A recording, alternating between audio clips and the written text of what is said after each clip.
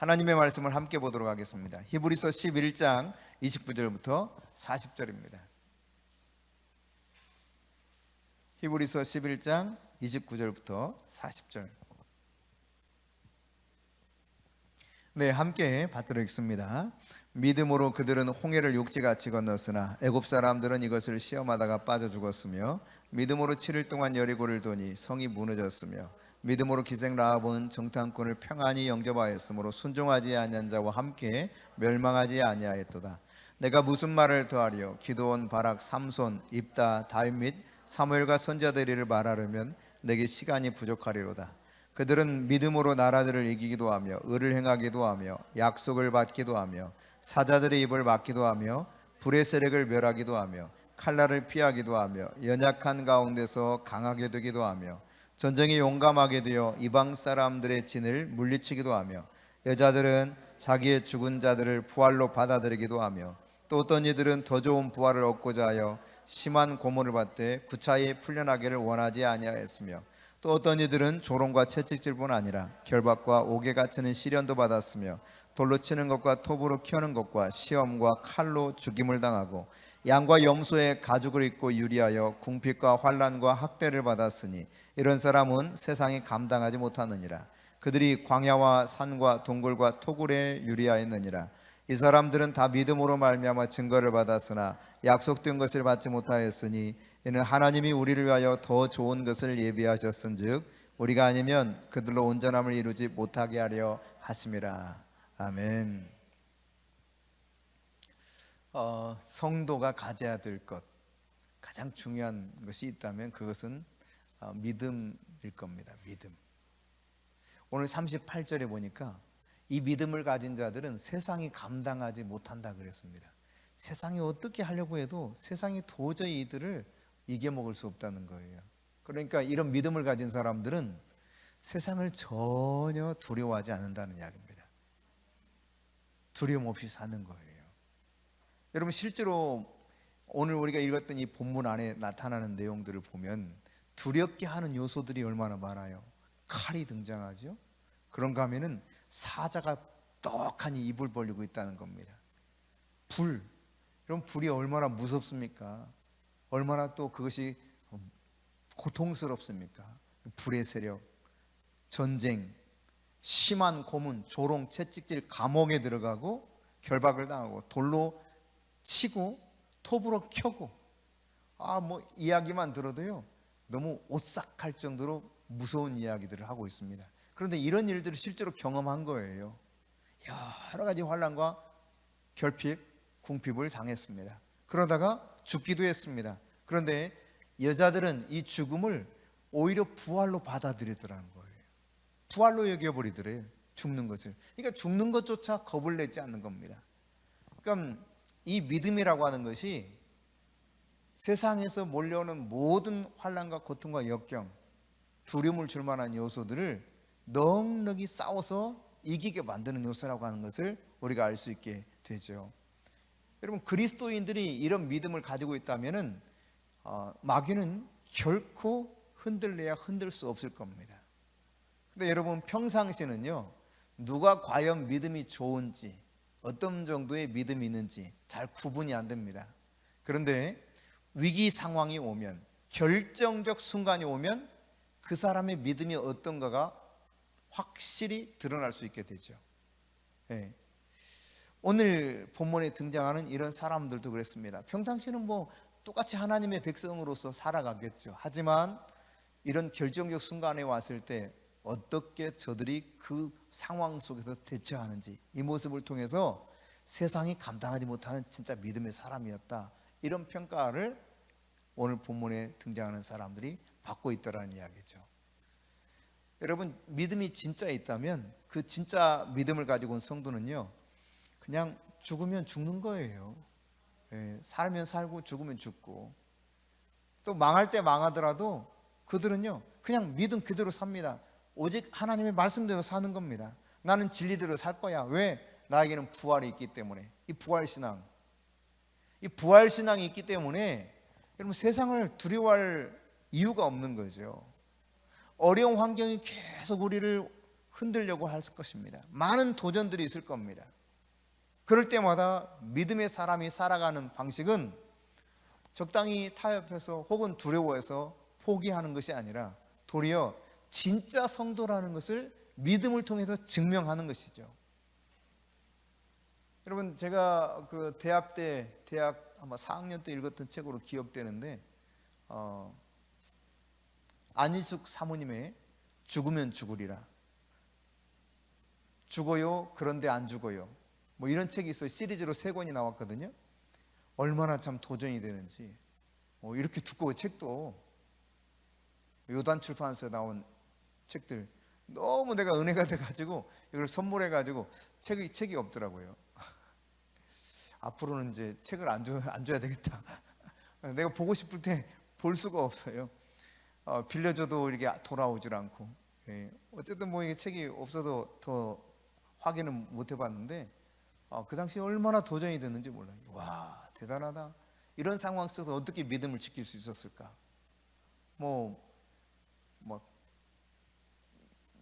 이 상태로 가면 안 될 것 같은데 하는 상황 속에서도 요동치 않는 거죠. 여러분, 주기철 목사님은 또 어떻습니까? 그 모진 고문, 협박, 그러나 타협하지 않죠. 못을 거꾸로 박아놓고 거기를 걸어가라 해도 기꺼이 걸으며 피가 철철 나는데 걸으면서 그냥 타협하지 않습니다. 믿음으로 살아갑니다. 여러분, 우리가 이런 진짜 믿음을 소유하고 있다면 나에게 주어지는 이 상황과 환경으로 인해서 두려움 속에 내가 나 자신을 그냥 방치하는 것이 아니라 두려운 현실이 온다 할지라도 그 두려움과 맞서 싸워 나갈 것입니다. 여러분, 교회 안에서 많은 사람들이 그럴싸한 믿음을 가지고 있는 것처럼 보이는데 사실은 그렇지 못할 때가 많이 있죠. 이제 예를 들면 이런 겁니다. 임직자 선거 뭐 이런 것만 해도요, 사람들이 흔들흔들해. 자기가 이게 안 되면은 시험 들어서 난리가 나요. 실제로 이런 일들이 참 많이 일어납니다. 교회마다 거의 대부분 그렇습니다. 저희 교회도 그런 적이 있습니다. 참 우습죠. 그러니까 신앙생활을 마치 어떤 서열의 개념으로 생각하는 거예요. 그러니까 세상에서 좀 인정받지 못한 사람들이 교회에 와서 좀 높은 지위에 올라갈 수 있을까? 이런 개념을 가지고 신앙생활을 하는 사람들은 이런 엉터리 같은 일에 흔들린단 말이죠. 우리는요, 영적인 실력이 중요한 겁니다. 믿음이 중요한 거예요. 어떠한 상황 속에서 흔들리지 않는 믿음, 하나님을 진짜 사랑하는가, 그 하나님의 임재 앞에서 살아가는가, 하나님과 얼만큼 친밀한가, 이게 중요한 것이지 타이틀이 중요한 게 아닙니다. 그냥 목사든 혹은 장로님이든 권사님이든 어떤 타이틀을 가지고 있다 할지라도 그게 중요한 게 아니에요. 내가 어느 만큼 하나님과 친밀하게 그분 안에서 살아가는가, 진짜 영적인 그 실력이 중요한 거죠. 그러니까 여러분이 이 세상의 그 관점을 가지고 교회 안으로 들어와서 똑같은 생각을 가지고 살아가면 원수 마귀에게 속기 딱 쉽습니다. 여러분, 믿음으로 시작해서 믿음으로 끝내는 게 진짜 성도인 겁니다. 믿음으로 사는 거예요. 그러다가 믿음으로 죽는 겁니다. 제가 해미라고 하는 지역에 한번 가본 적이 있어요. 해미. 물론 천주교 성지입니다만 그 당시는 뭐 기독교 천주교 구분이 잘 안 돼 있을 당시, 뭐 우리나라 들어올 때만 하더라도 천주교가 먼저 들어왔잖아요. 근데 이 당시 예수를 믿던 사람들이 얼마나 핍박을 많이 받았습니까?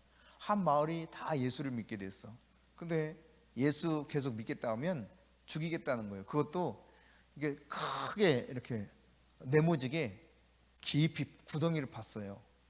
거기 들어가서 묻어서 죽이겠다는 겁니다. 생매장 한다는 거예요. 그런데 줄줄이 다 끌려왔거든요. 그리고 다 들어갔는데 아무도 거기서 나오질 않아요. 어린애도요. 그냥 다 죽어갔어요. 그렇게 생매장 당해가지고.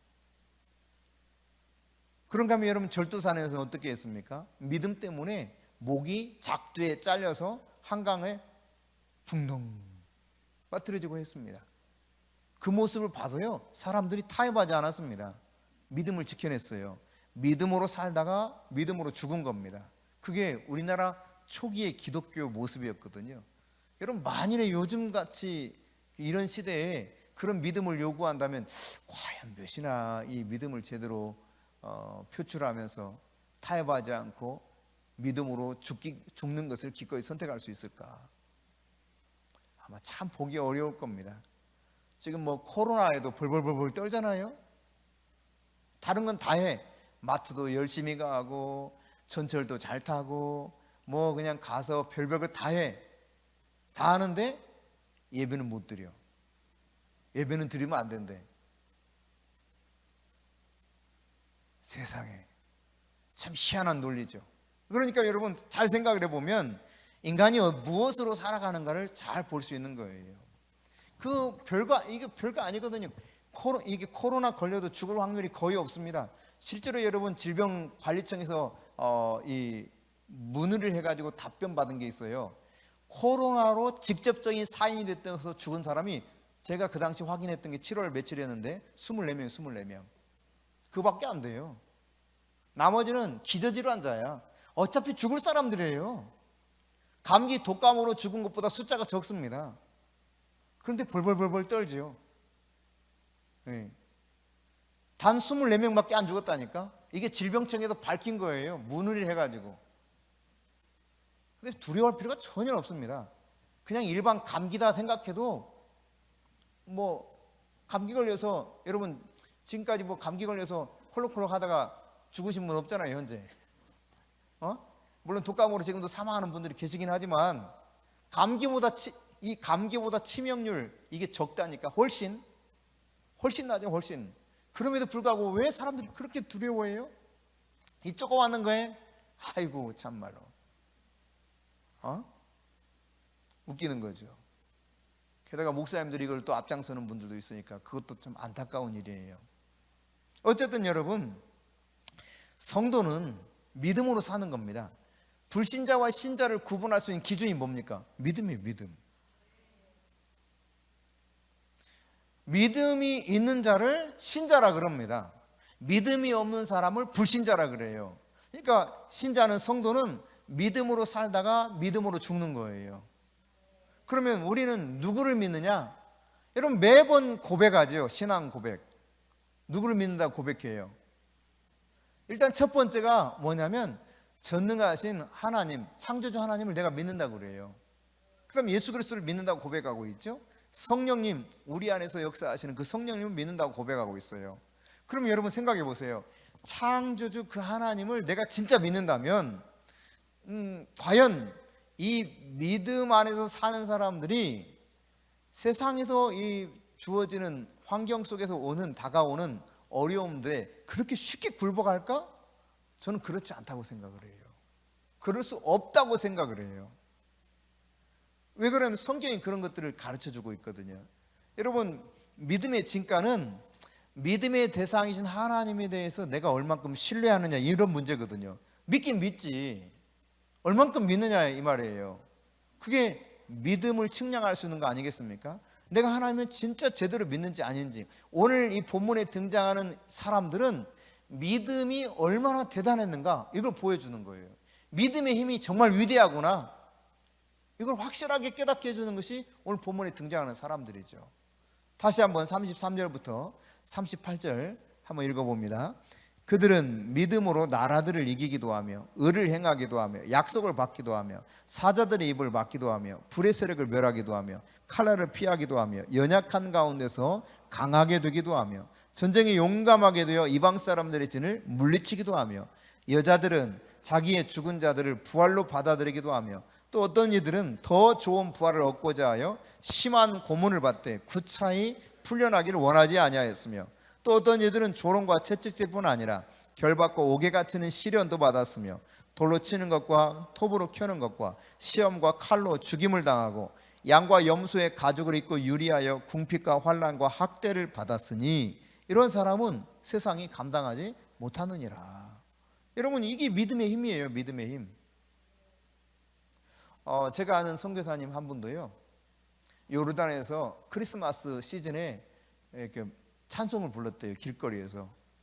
그러니까 요르단은 이슬람 국가 아닙니까? 그러니까 이슬람 국가 사람들이 그 찬송하는 소리를 듣고, 공일주 선교사님이라고, 평신도 선교사인데 교수였다가 교수직을 버리고 이제 선교사로 나간 분이에요. 근데 이분이 그렇게 찬송을 막 부르고 있는데 사람들이 와가지고 돌 던지더래요. 그 얼굴을 막 맞고 그랬대요.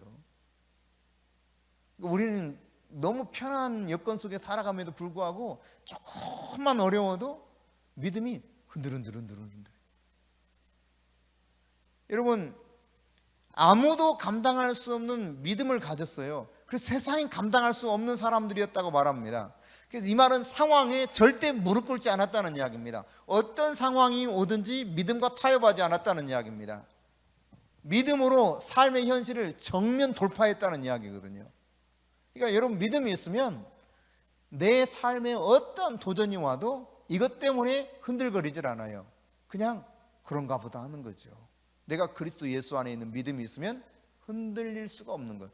하나님이 주신 평강이 넘쳐나는 거죠.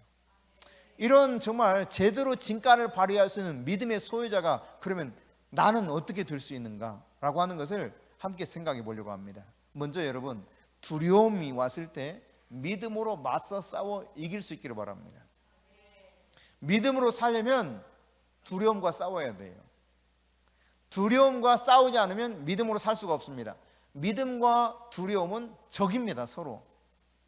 두려움은 믿음의 확실한 대적이에요. 대적. 두려움과 믿음이 공존할 수 없다는 사실을 깨달아야 돼요. 그러니까 여러분, 정말 믿음이 있으면 이게 두려움이 사라져요. 하나님께 대한 온전한 사랑이 있으면 두려움이 사라집니다. 그래서 성경에 말하는 겁니다. 온전한 사랑이 두려움을 내어 쫓나니. 하나님의 온전한 사랑을 내가 받아들이면 두려움이 저절로 달아나 버려요. 그래서 이 사람들이 이걸 꼿꼿이, 그냥 고통이 없어서가 아니에요. 이들은 톱으로 켜도 괜찮았나 보다. 아니죠. 고통스럽지. 여러분, 한번 톱으로 켜보세요. 고통스러운지 안쓰러운지 얼마나 힘들겠어요. 그런데 두려워하질 않아. 그런 가운데서도 믿음을 타협하지 않고 세상에 굴복하지 않더란 이야기죠. 여러분, 믿음은 모험이에요. 모험. 제가 여러 번 말하지만 아주 목숨을 거는 모험과 같은 것이 믿음입니다. 로마서 8장 15절에 보면 하나님께서 우리에게 두려워하는, 무서워하는 영을 우리에게 주지 않았다는 거예요. 그건 종이 가지고 있는 영이라는 거죠. 종. 어떤 종? 마귀의 종. 우리는 어떤 영을 받았습니까? 양자의 영을 받았어요. 양자의 영. 그래서 우리가 하나님을 뭐라고 부른다고요? 아빠, 아버지라고 부르죠. 이런 사람은 두려워하지 않는다. 무서워하지 않는다. 이게 지금 성경이 우리에게 말씀해 주고 있는 겁니다. 여러분, 하나님이 내 보호자야. 말씀으로 살리기도 하지만 죽이기도 하실 수 있어요. 낮추기도 하지만 높이기도 하셔요. 세상 모든 것을 그냥 단순간에 완전히 송두리째 바꿀 수 있는 분이 하나님이십니다. 근데 그분이 내가 믿는 아빠야. 아빠. 나의 진짜 아빠. 그러니까 무서워하는 종의 영을 받지 않은 양자의 영을 받은 사람들은 아빠, 나 이렇게 겁주려고 하는데 하면 아빠가 개입하셔요. 그래서 그 겁이 사라지고 오히려 하나님의 은혜에 있는 넘치는 평강, 이게 찾아옵니다. 디모데후서 1장 7절에 보면 하나님이 절대 두려움 우리에게 주시지 않았다고 말하고 있죠. 하나님이 주신 것은 그게 아니에요. 오직 능력과 사랑과 절제하는 마음이다 그랬습니다. 여기 마음은 영을 말합니다. 영, 푸뉴마, 영이라는 단어를 마음으로 번역했어요. 그러니까 마귀가 가져다 주는 게 두려움의 영입니다. 나는 본래요, 목사님, 두려움이 좀 많아요. 이렇게 말하시는 분들이 있어요. 그러나 그것은 사실이 아니에요. 마귀가 두려움을 준 거예요. 언제부터? 물론 그 사람마다 각각 달라요. 어떤 사람은 엄마 뱃속에 있을 때부터 두려움을 몽땅 이렇게 마귀가 두려운 그 주름을 주는 공격을 당한 사람들도 있습니다. 어쨌든 여러분, 하나님이 주신 게 절대 아니라는 사실이에요. 이걸 깨달아야 돼요. 담대해야 됩니다. 믿음을 가진 사람은 너무 담대해. 죽음조차도 부활로 받아들였으니 뭐 세상이 어떻게 하겠어. 죽여도 꼼짝 않는데. 그게 여러분 우리나라 초대 기독교 역사에서도 나타난 이야기라니까요. 어떤 사람들은요, 제가 어디서 봤는지 잘 모르겠는데, 우리나라 초기 기독교 역사 속에 그런 일도 있었습니다. 예수 믿는다고 몸을 사지를 다 묶어, 그리고는 말을 타고 막 달려버려요. 질질질 끓으면서 온 동네를 그렇게 다녀. 그러니 얼마나 고통스럽겠어. 상상만 해도 끔찍하죠. 그렇게 해도 죽지는 않잖아요, 잘. 그러니까 또다시 죽일 때도 그때도 희한한 방법으로 사지를 찢어서 죽이기도 하고 별별 일이 다 있었습니다. 그런데도 타협을 안 했다니까. 이게 우리 기독교 역사 속에 나타난 이야기예요. 근데 지금 상황을 여러분 한번 생각해 보세요. 조금만 두려움을 줘도 금세 비그르르. 그래.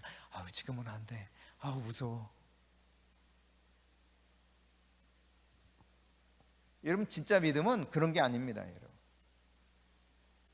마귀는 어떻게 해서라도 두려움을 줘서 우리로 하여금 믿음으로 살지 못하게 방해를 합니다. 우리에게 하나님이 준 가능성을 빼앗아가 버려요. 이 두려움을 통해서. 나에게 하나님의 자녀이기 때문에 하나님의 형상과 하나님의 영적인 DNA가 있기 때문에 어마어마한 가능성이 있거든요. 근데 이 두려움은 나에게 주어진 이 가능성을 하나하나 다 빼앗아가.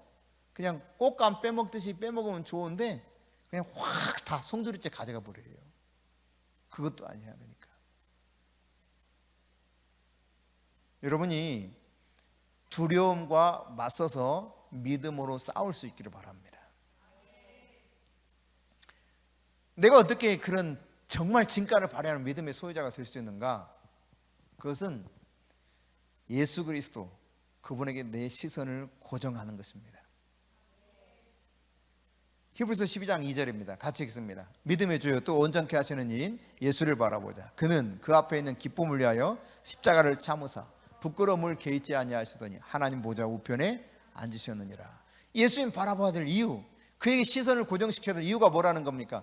예수님도 고난을 당하셨는데 그 고난 앞에서 무릎 꿇지 않고 앞에 있는 영광을 바라보고 십자가의 고난 기꺼이 받아들였다는 거예요. 그 예수님을 바라보라는 겁니다. 고난의 현장, 현실 속에서 두려움, 이것이 몰려올 때마다 예수님, 그분을 바라봐라. 그분은 믿음의 주이시다. 주. 그러니까 상황에 초점을 맞추면 누구든지 두렵습니다. 걱정스럽습니다. 얼마나 염려가 되는지 몰라요. 그런데 그 상황을 그냥 그대로 놔두고 예수님께 딱 시선을 돌리면 그 순간 이 상황은 여전히, 문제는 여전해. 근데 전혀 염려와 두려움이 나를 조종할 수가 없게 된다는 이야기예요. 예수님 바라보세요. 예수님. 여러분, 마태복음 10장 28절부터 31절을 같이 읽어보겠습니다.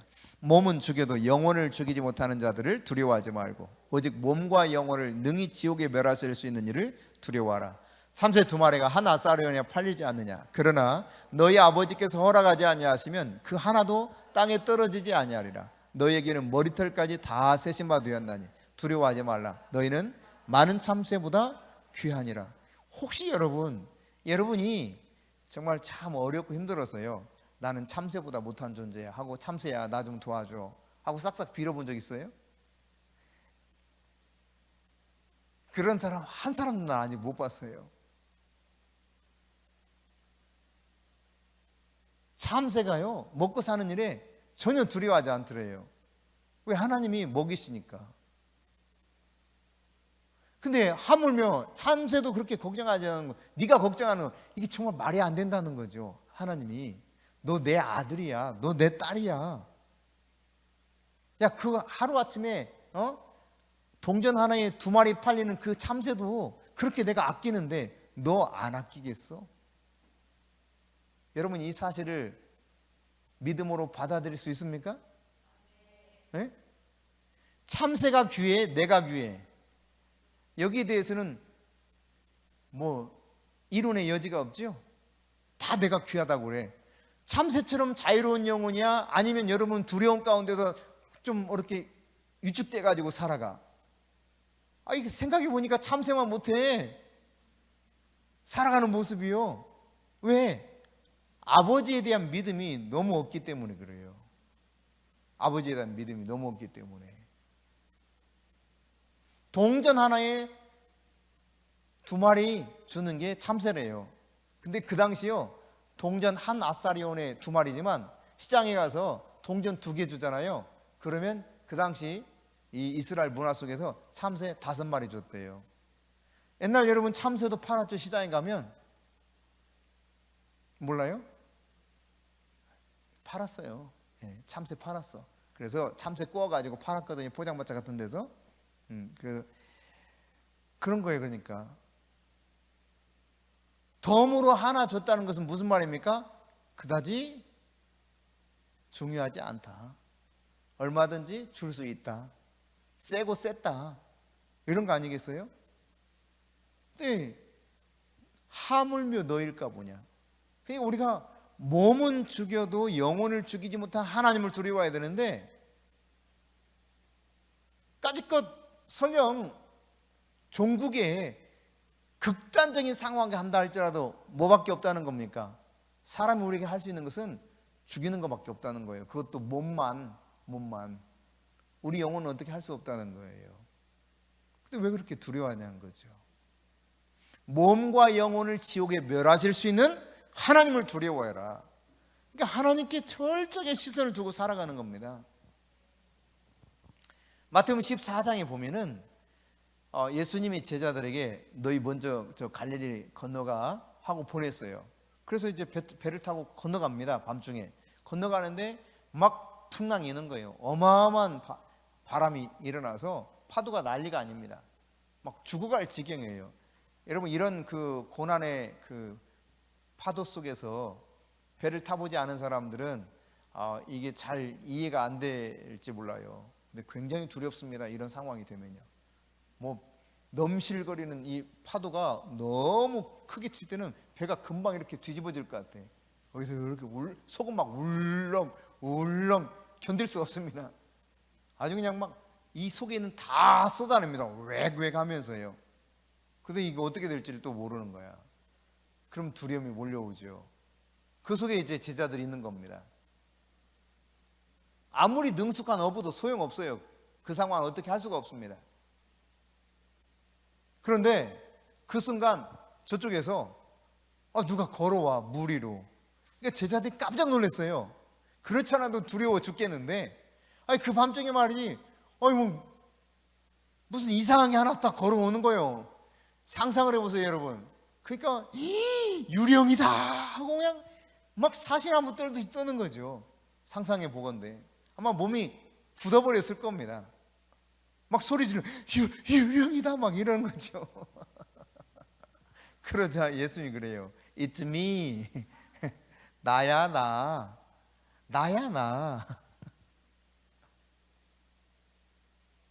선생님 진짜 주님 맞아요? 맞아. 나야. 두려워하지 마. 괜찮아.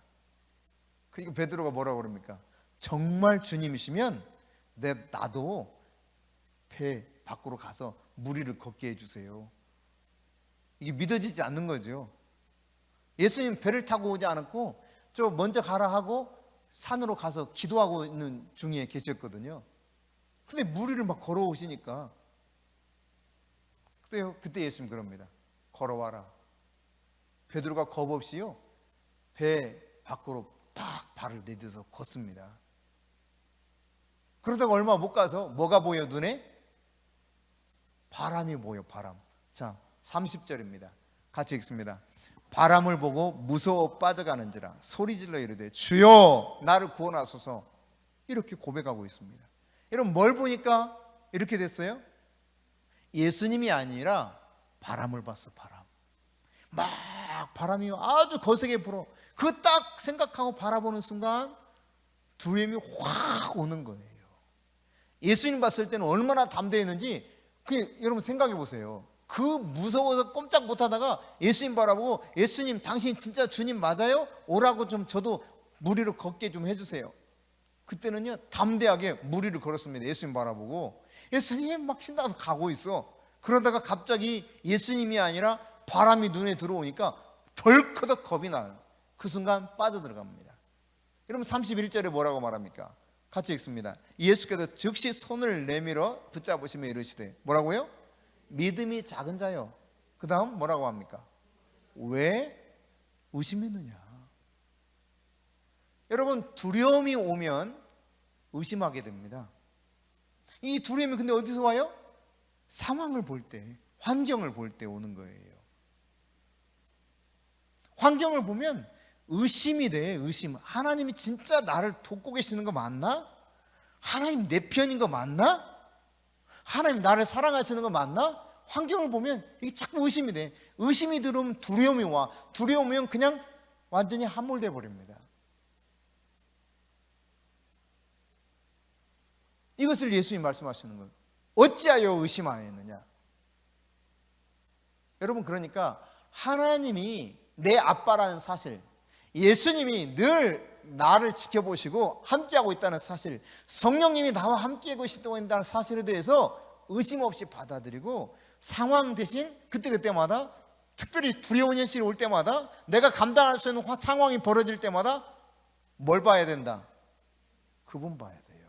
예수님 봐야 돼요. 예수님. 믿음의 주요 온전케 하시는 예수님 바라보는 거예요. 그러니까 우리가 염려할 일들이 얼마나 많은지 몰라요. 예를 들어 돈 걱정 때문에, 자식 걱정 때문에, 남편 때문에, 아내 때문에 뭐 그냥 이런저런 문제가 너무 골치 아파. 해결할 수 없는 문제들이 막 생겨요. 그러면요 이 속에서 하나님에 대한 사랑과 하나님의 약속이 의심이 들기 시작하면 점점 어떻게 되느냐? 두렵다니까. 이거는 모든 사람 다 똑같아요. 상황을 주목하게 되면 하나님이 진짜 그렇게 해줄 수 있을까? 정말 나를 돕고 계셔서 내가 이 모든 상황을 이길 수 있게 하실까? 두렵다니까요. 그게 안 믿어지면. 그러니까 그 두려움에 사로잡혀서 마귀에 꼼짝없이 속아가는 거예요. 하나님이 나에게 주실 엄청난 그 은혜와 내게 주신 그 가능성들을 마귀가 홀라당 다 가져가 버려요. 여러분 하나님이 우리에게 말씀하셨어. 그러면 하나님 내가 신뢰한다면, 예수님께 주목한다면 상황이 문제가 안 된다니까요. 자 여러분 그 다음 32절에 보니까 뭐라고 되냐면 예수님 배에 딱 함께 오르니까 어떻게 됐다는 거예요? 바람이 그냥 잔잔해져 버리더라는 거예요. 그러니까 예수님이 함께 하셨다, 하나님이 임재하셨다, 그거는 우리 상황 종료가 되는 겁니다. 문제가 사라져 버리는 거예요. 자 그러면 여러분 하나님이 언제 임재하십니까? 하나님이 어디에 계십니까? 언제든지 나와 함께 하셔. 이것을 제대로 깨닫고 인정하고 받아들이면 그 순간 아주 잔잔한 바다로 바뀌어버리는 것처럼 내 현실은 여전할지 모르지만 내 심령 안에서는 요동하지 않아요. 전혀 요동하지 않아요. 그러니까 내가 예수님께 시선을 두고 그 예수님과 함께 있다고 하는 사실을 확실히 깨닫는 것만큼 얼마나 중요한 일인지 몰라요. 아무런 문제가 없게 된다니까. 문제가 없어요. 예수님 배에 오르니까 문제가 사라졌어. 예수님이 포도주 떨어졌던 그 혼인잔치에 계셨더니 이 포도주가요 아주 진품이 나와. 진품, 최상품이 나와. 아주 즐거운 잔치가 계속됩니다. 문제가 도리어 어떻게 되었습니까? 최고의 기쁨의 순간으로 바뀌어버리죠. 이게 예수님과 함께하는 삶인 거예요. 심각한 문제였는데 도리어 엄청난 기쁨이 와. 그러므로 여러분 내 문제가 심각할수록 하나님의 놀라운 은혜를 경험할 수 있는 엄청난 기회라는 사실을 기억하시고 예수님께 주목하시기 바랍니다. 예수님께 여러분의 시선을 두십시오. 그분은 방법이 있습니다. 그분의 속에, 그분 안에 내가 있게 되면 이 두려운 현실들이 나를 더 이상 두렵게 할 수가 없습니다. 여러분 다윗이 다윗이 16 목동 아니었습니까? 그런데 그때 다윗의 고백을 통해서 보니까 사자와 곰의 입을 찢었대요. 본래 힘이 장수해서 그런가요? 아니었어요. 하나님이 함께 하셔서. 하나님 그렇게 하셨다는 거예요. 하나님이 사자와 곰의 입도 찢어버리게 만들었다는 겁니다. 하나님이 함께 하셨을 때 사자를 주목하지 않았습니다. 곰을 바라보지 않았습니다. 누구를 본 겁니까? 하나님 본 거예요. 이런 경험이 있었기 때문에 골리앗이 와가지고 막 겁을 줘. 아무도 이 전쟁에 나가려고 엄두를 못 내요. 조롱받고 겁을 주는데 꼼짝 못합니다. 점점점 두려워합니다. 그러니까 만군의 여호와 이름을 저렇게 조롱하는 저놈 누구야? 그러니까 골리앗이라는 거예요. 골리앗이 도대체 뭔데 저렇게 사람들이 꼼짝달싹 못하고 저래? 야, 어마어마한 거인이야. 거인 3m 되는. 어려서부터 엄청나게 싸움박질만 전쟁하는 것만 연습해서 전쟁에 능한 용사 중에 용사야. 그래서 이렇게 다들 이렇게 아무도 나가기를 꺼려하는 거야. 어느 누구도 가려고 하지 않는 거야. 다시 말합니다. 내가 가겠다고. 형들은 막 웃긴다 그랬죠. 그럼 가서 양이나 치지 와가지고 뭔 짓거리냐고 그랬죠. 근데 어떻게 이 소문이 사울 왕에게 갔고 사울 왕이 다급하니까 이 다윗 이야기를 듣는 거예요. 그래서 다윗이 사자와 곰도 찢었다니까. 아 그래? 그러면 내 갑옷 줄게, 내 칼 줄게, 가서 투구 줄게. 막 입히죠. 그리고 칼 줬습니다. 걸어보니까 뒤뚱뒤뚱 이게 도대체 안 되는 거야. 싹 벗어놓죠. 그리고 목동 차림으로 그대로 갑니다. 지금 진을 치고 있어요. 서로 블레셋과 이스라엘이. 그게 엘라 골짜기입니다. 엘라 골짜기에 지금 딱 서로 싸움을 하기 위해서 준비하고 있습니다. 그 골짜기 가서 다윗이 취했던 게 뭡니까? 돌멩이 5개. 물제비 이렇게 던지더라도 돌멩이 잘 골라야 이게 통통통 잘 쥐어요. 아무 것이나 가지고 안 돼 그게. 그러니까 다윗도 말이죠. 물맷돌 돌릴 때 물제비 할 때 쓰는 돌멩이 고르면 그때는 안 되는 거예요. 뾰족하고 날카로운 뭔가 이렇게 그 날아갔을 때 힘이 가해져서 그 사람 적에게 혹은 내가 맞추고자 하는 어떤 표적에게 큰 타격을 줘야 되기 때문에 적당한 돌멩이 5개 골랐어요. 그렇다 치더라도 여러분 생각해 보세요. 다 무장했다니까. 기껏 해봤자 얼굴만 나와 있어. 얼굴만. 그리고 만일에 돌멩이 던지면 방패하면 될 거 아니에요. 방패도 엄청 큰 방패가 있는데 얼굴 가리는 게 뭐가 대수겠어요. 그런데 다윗은 그렇게 말합니다. 너는 지금 칼과 단창으로 나한테 오지? 나는 네가 모욕하는 만군의 여호와 이름으로 간다! 꼬맹이가 와가지고 그렇게 하니까 처음에는 골리앗이 뭐라고 한 줄 알아요? 야, 네가 나를 지금 개새끼로 아냐? 그랬어요. 네가 나를 개새끼로 알아? 당시 여러분 개들은 이제 양들을 칠 때 이렇게 같이 다니기도 하고 막 그랬거든요. 어쨌든 네가 나를 개새끼로 아냐? 뭐 이러면서 이야기하죠. 거기 이제 성경에는 이렇게 써 있어요. 네가 나를 개로 아느냐? 근데 정확한 표현은 그거예요. 네가 임마 나를 개새끼로 알아? 이런 거예요. 그래가지고 뭐 하는데 그래 알았다 하고 나는 네가 그렇게 조롱하고 모욕하는 만군의 여호와로 간다 하고 했는데 어떻게 됐습니까? 단 한 방에 골리앗이 깨꼬닥. 그냥 깨꼬닥한 거예요. 그냥 단 한 방에. 왜? 다윗은 골리앗을 본 게 아니에요. 하나님 봤거든. 하나님. 자신과 늘 함께하는 하나님을 주목했거든요. 나는 만군의 여호와 이름으로 가지 너처럼 그렇게 칼창으로 안 해. 상황을 주목하면 굉장히 두렵습니다. 문제를 자꾸 생각하면 그 문제가 너무 커 보입니다. 감당하기 어렵습니다. 여러분, 자식 하나도 내 마음대로 안 되는 게 세상 일이잖아요.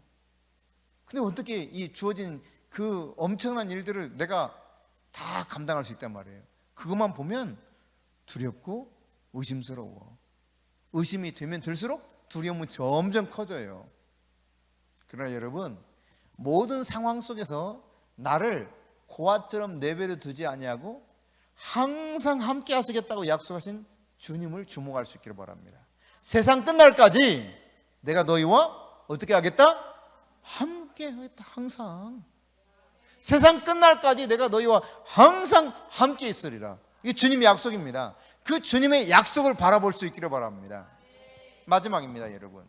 어떻게 하면 내가 이런 놀라운 진가를 발휘하는 믿음의 소유자가 될까? 그것은요, 하나님의 말씀에 자기 자신을 맡기는 거예요.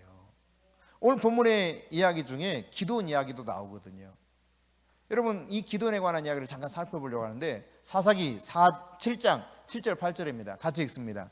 여호와께서 기도원에게 이르시되 내가 이 물을 핥아 먹은 300명으로 너희를 구원하며 미디안을 내 손에 넘겨주리니 남은 백성은 각각 자기의 처소로 돌아갈 것이니라 하시니 이에 백성이 양식과 나팔을 손에 든지라. 기도원이 이스라엘 모든 백성을 각각 그의 장막으로 돌려보내고 그 300명은 머물게 아니라 미디안 진영은 그 아래 골짜기 가운데 있었더라. 여러분, 이거 무슨 이야기냐면 사실 기도는 굉장히 겁쟁이였거든요.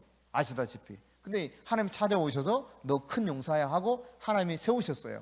그리고 미디안과 싸우도록 불렀습니다. 그런데요, 지금 미디안이 18만 5천 명이 진을 치고 있습니다. 무기도 월등합니다. 근데 기도원이 이제 하나님의 은혜로 어쨌든 은혜를 받아가지고 군대를 모집했어요. 군대 모집했는데 몇 명이 모아졌느냐? 3만 2천 명 모아졌어. 그러니까 사실 두려워서 나머지 군대로 소집이 안 된 거예요. 그나마 3만 2천 명이 겨우겨우 모아졌어. 그러니까 적어도 한 명당 3명은 물리쳐야 이게 똔똔이가 돼. 이게 용어가 생각이 안 나가지고 한 명당 3명은 물리쳐야 똔똔이 되는 거야. 근데 말이지 하나님이 그러시는 겁니다. 야, 숫자가 너무 많은데? 그러시더니 하시는 말씀이 이 전쟁에 나가기를 두려워하는 자 있거든 집으로 가라 그래라. 그렇게 이야기하셔요. 전쟁은 여러분 두려워하는 사람이 나가면 두려움 때문에 집니다. 그러니까 하나님이 이걸 두려워하는 자 집으로 돌아가라 그래. 기도원의 마음속에서는 어떤 마음이 있었겠어요? 두려워서 돌아가는 자가 한 명도 안 나타나면 최상이라고 생각했겠죠. 그죠? 그리고 설령 돌아가더라도 조금 돌아가기를 원했겠지. 근데 얼마나 돌아갔습니까? 여러분 3만 2천 명 중에 2만 2천 명이 도망쳐 버렸어. 이제 10,000명 남은 거예요. 황당하지.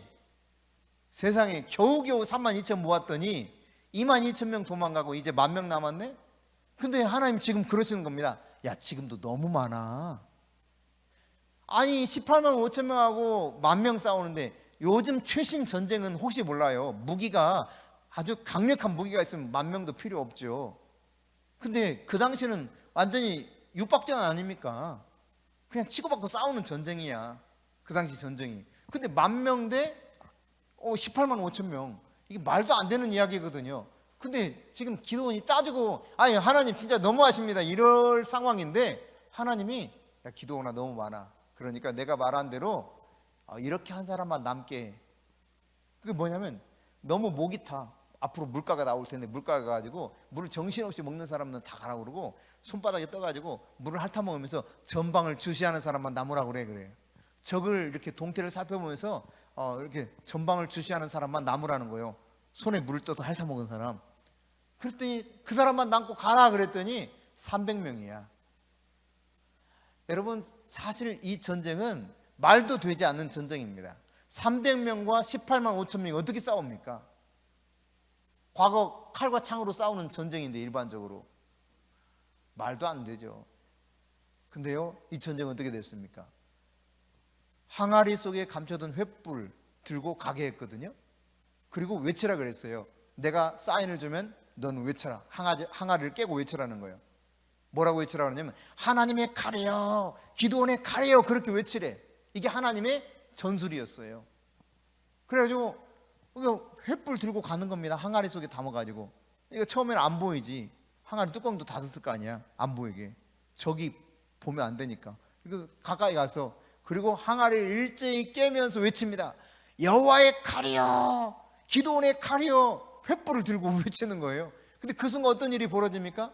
미디안 진영에서 막 난리가 나버렸어. 자기들이 막 치고받고 막 싸우고 난리 났습니다.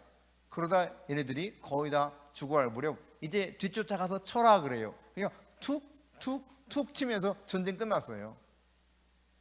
300명으로 18만 5천 명을 아주 손쉽게 이기고 만 겁니다. 여러분 그렇습니다. 이렇게 하나님 말씀대로 자기 자신을 완전히 맡겼더니 300명을 가지고 18만 5천 명을 물리쳤을 뿐만 아니라 사사기 8장 28절에 보니까 기드온이 사는 날 동안 그 이후로 40년간 전혀 전쟁이 없었다는 거예요. 어느 누구도 감히 전쟁을 엄두를 못 냈다는 이야기입니다. 평화가 있었더라. 할렐루야. 하나님 말씀에 맡겼어요.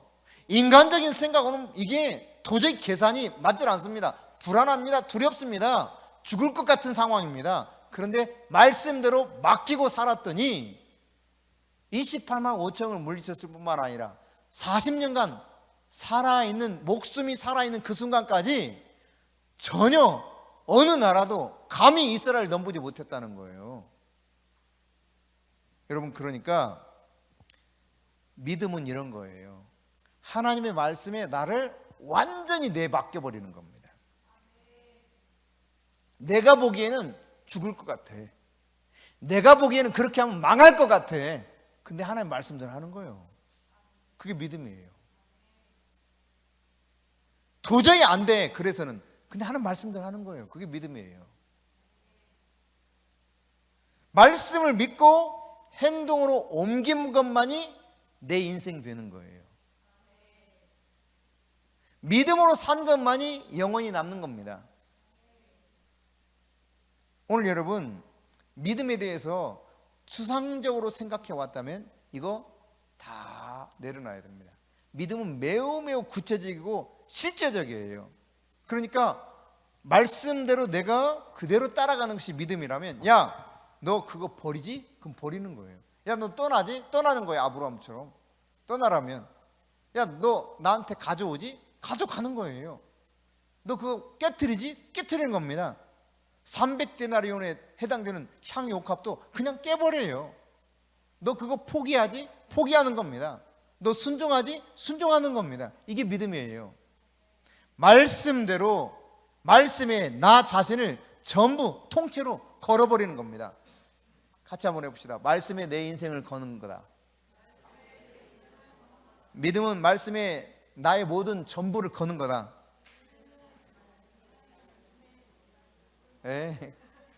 알아서 하세요. 믿음이라는 게 그런 거예요. 하나님 말씀에 나를 전부 그냥 걸어버리는 거야. 그러니까 모험이죠. 인간적으로 봐서는. 왜냐하면 그렇게 하면 안 될 것 같다니까. 여러분 생각해 보세요. 여러분이 그냥 기도원이라고 생각을 해. 이 전쟁 그렇게 해서 이길 수 있겠어요? 이거 안 되는 거지. 죽으라는 거구나. 하나님 죽을게요. 이렇게 생각하고 받아들여야 될 거예요. 근데 하나님들 하니까 이게 이기게 되더라. 평화가 40년간 있더라. 문제가 전혀 없더라라는 거죠. 오늘 주님 나에게 이런 믿음을 주옵소서. 여러분이 함께 기도할 수 있기를 바랍니다.